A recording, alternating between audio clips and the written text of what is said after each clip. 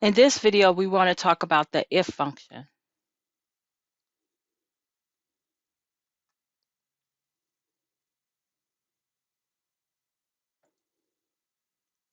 Here we have a spreadsheet where we want to determine whether or not the student passed or failed the particular test. So what we want to do is use the if function to evaluate that summary. So what we're going to do is click in this first cell, go to formulas, insert function, and we're going to use the if function. Click OK. And then we get the arguments box. So let's look at it. The logic test checks whether the condition is met and returns one value if true and another if false. So we already know what the values are. The values will be pass and fail. Now remember, the reason why I like the functions arguments box is because it places the information in the proper syntax. Okay. Now here's the logic test. The logic test is the value or expression that can evaluate to true or false. So let's stick to our rule. Our rule that is if you're not getting 80% or higher in test out and 85% or higher in geometrics, you failed, right? This is the standard that we stick to. So we're going to set this one at 80% and then determine whether or not it is true or false. So what we're going to do is evaluate the percentage of the score which is found under grades. So within the logic test area, we're going to say if C6 is less than or equal to 79, this person failed. So here we go. C6 is less than or equal to 79. Then, I'm sorry, if it's true, this person gets passed. If it's false, then they get failed. Got it? So it's going to evaluate whether C6 is less than or equal to 79. We see that it is 64. So let's click OK. There we have it. That's a fail. Now all we have to do is copy that particular formula, and then we're going to paste it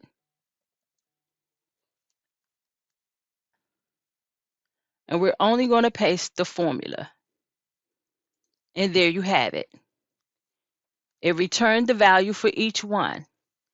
We're going to go through it and check it. 64 is less than 79.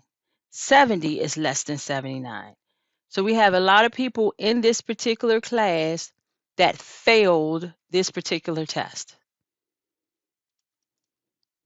So now let's look at the if function by way of the functions arguments box.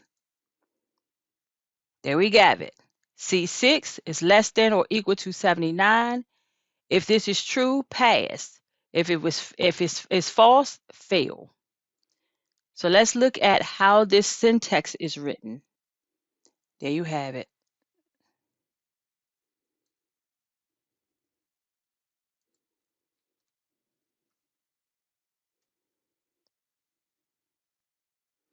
And we see where it was evaluating each row according to the formula because it was a relative value. C15 is relative. There isn't an absolute sign, or better yet, a dollar sign included in any of that. And that is the if function. Okay, so now let's look at this particular spreadsheet where we have the library has a record of all the people that have checked out books, and they need to assess the late fee fine to each one of these. Now, the easy way to do this is to say equals B1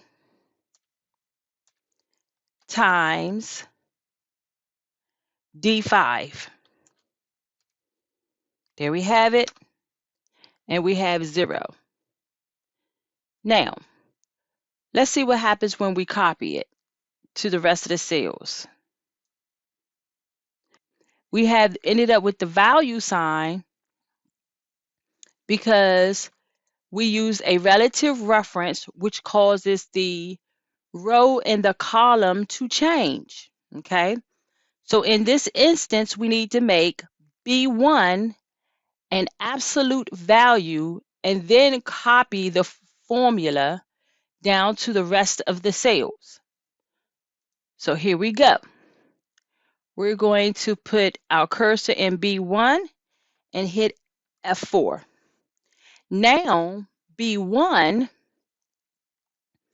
is an absolute value. Okay, go back to B1. Sorry, messed up there. Hit F4, hit enter, and there we have it. So now when we look at this, we see that B1 is now absolute. Now let's watch what happens when we copy it to the remaining cells. Okay, so now we got B1 times D6, D7, D8, D9, okay, and so on. So the column that we're using for the overdue days changes, whereas the late fee doesn't change for each one of those. Okay, so now let's take off show formula, and now we have the total cost of an overdue book based on the number of days that it's been late.